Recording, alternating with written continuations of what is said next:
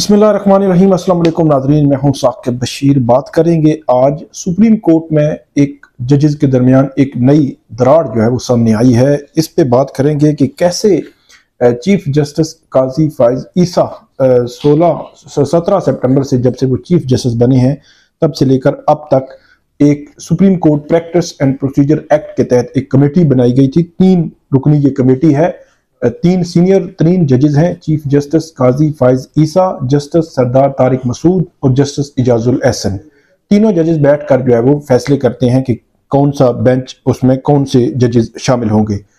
अब जो डिस्प्यूट आया है, जिसमें दरार सामने आई है, वो जस्टिस इजाजुल एहसन का खत है जो उन्होंने लिखा है जस्टिस सरदार तारिक मसूद को, चीफ जस्टिस काजी फाइज ईसा को। और सुप्रीम कोर्ट में जो मिलिट्री कोर्ट्स के हवाले से, मिलिट्री कोर्ट्स में सिविलियंस के ट्रायल के खिलाफ जो अपीलें हैं, जो फैसला आया था उसके खिलाफ अपीलें जो हैं, उन अपीलों पर 13 दिसंबर को जस्टिस सरदार तारिक मसूद की सरबराही में एक 6 रुकनी बेंच ने समाअत करनी है। वो बेंच 3 रोज पहले तश्कील दिया गया था, वो बेंच समाअत करेगा। अब 3 जो जजेस बैठकर ये फैसला करते हैं, उन फैसलों के हवाले से बुनियादी तौर पर सवालात उठे हैं कि वो फैसला कैसे हुआ कि ये 6 मेंबर बेंच जो है वो समाअत करेगा, और जस्टिस इजाजुल एहसन का मौकफ क्या है, ये देखना है। इस हवाले से जो मीटिंग मिनट्स भी हैं कुछ, वो सामने आए थे जो सुप्रीम कोर्ट की वेबसाइट पे सुप्रीम कोर्ट की जानिब से जारी किए गए थे। आज आपके सामने वो जस्टिस इजाजुल एहसन का खत मैंने रखना है कि जिसमें उन्होंने अपना जो सारा मुद्दा है वो बयान किया है कि उन्होंने क्यों सवालात उठाए हैं कि जो बेंच तश्कील दिया गया है मिलिट्री कोर्ट्स में सिविलियंस के ट्रायल के हवाले से, जो केस है उसमें जो अपीलें हैं उन पर जो बेंच तश्कील दिया गया है, उनका मौकफ क्या है। साथ वो लिखते हैं अपने खत में 7 दिसंबर। अच्छा, खत कल्चर जो है वो बुनियादी तौर पर, जब जस्टिस काजी फाइज ईसा जो सीनियर तरीन जज थे सुप्रीम कोर्ट के, तो खत कल्चर बुनियादी तौर पर उन्होंने मुतारफ कराया था कि जो भी मामलात होते थे वो खत लिखा जाता था मुतलका चीफ जस्टिस को या रजिस्ट्रार को, और वो खत जो है फिर मीडिया के पास पहुंच जाता था, मीडिया को डेफिनेटली लीक भी किया जाता था। और अब ये जो है वो दूसरी तरफ से बुनियादी तौर पर खत की एक कॉपी उधर जाती है और बाकी मीडिया के पास आ जाती है और आ जाया करेगी। ये वो खत कल्चर है। बहरहाल ये लिखा है जस्टिस इजाजुल एहसन ने फौजी अदालतों के ट्रायल और जस्टिस मुजाहिर नकवी के लिए तश्कील दिए गए बेंचेस पर एतराज आयद किया है। वो लिखते हैं कि 7 दिसंबर को 4 बजे चीफ जस्टिस के ऑफिस में इजलास हुआ। इजलास का एजेंडा मुझे मुतअद्दिद मरतबा राबतों के बाद जो है वो दिया गया। सिविलियंस के फौजी अदालतों के ट्रायल के मुकदमे में मुझे बताया गया कि 7 रुकनी बेंच तश्कील दिया जाएगा। पसंद नापसंद के तासुर से बचने के लिए मेरा मौकफ था कि तमाम सीनियर्स को बेंच में शामिल किया जाए। मतलब तमाम सीनियर्स, मतलब पहले जो 7 हैं सीनियर तरीन, उनको बेंच में शामिल कर लिया जाए। उसमें जाहिर सी बात है पहले 7 में वही होने थे जो 5 एक्सक्लूड हो जाने थे, जिन्होंने पहले ही ये केस सुना हुआ है। तो फर्ज करें कि चीफ जस्टिस काजी फाइज ईसा ने ये केस नहीं सुना था, जस्टिस सरदार तारिक मसूद ने ये केस नहीं सुना था, उसके बाद जस्टिस इजाजुल एहसन ने ये केस सुना था, तो वो उसमें से निकल जाते। फिर चौथे नंबर, मतलब 12 तक ये फिगर जाती, क्योंकि 7, 5, 12, 5 दरमियान में से निकलने थे। तो जो है वो पहले 7 उन्होंने कहा कि उसमें रख दें। ये उन्होंने खत में लिखा है। आगे लिखते हैं कि चीफ जस्टिस ने मेरी तजवीज को जजेस की आमादगी के साथ मशरूत कर दिया, कि 7 जो पहले जजेस हैं उनकी आमादगी के साथ मशरूत कर दिया।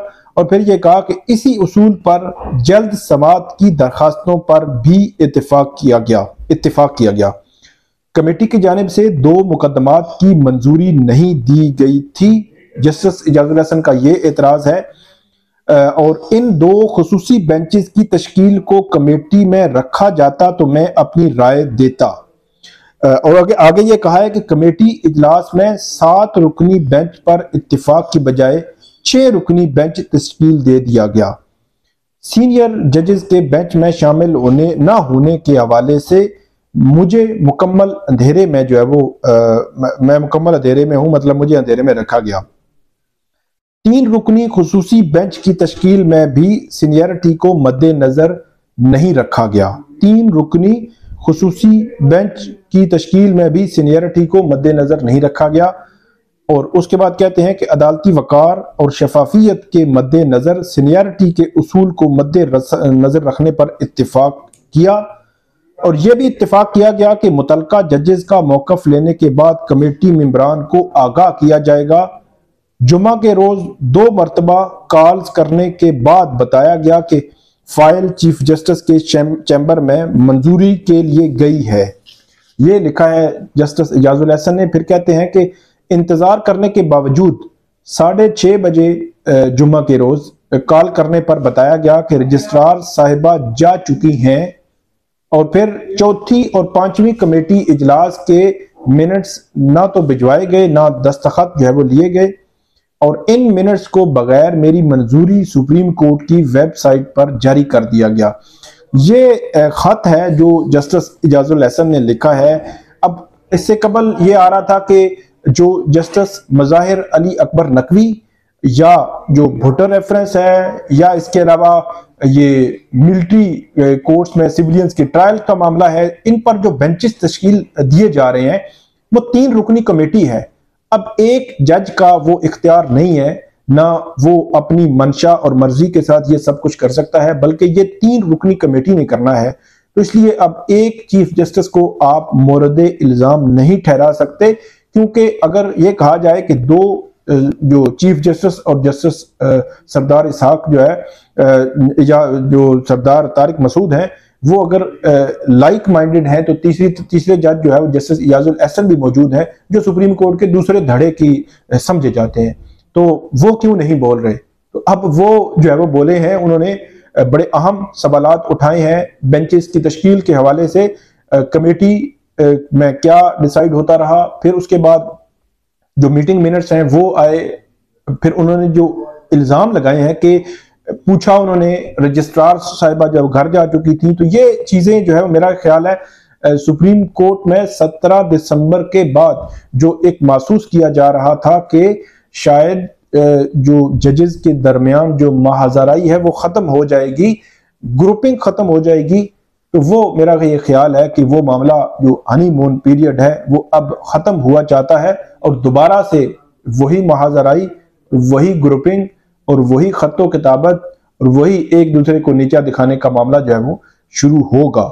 अब देखते हैं कि इस पे क्या रिस्पॉन्ड करता है चीफ जस्टिस ऑफिस और जो जस्टिस सरदार तारिक मसूद क्या रिस्पॉन्ड करते हैं। तो ये थी आज की हमारी वीडियो। उम्मीद है आपको पसंद आएगी। इस पे फीडबैक जरूर दीजिएगा। अल्लाह हाफिज।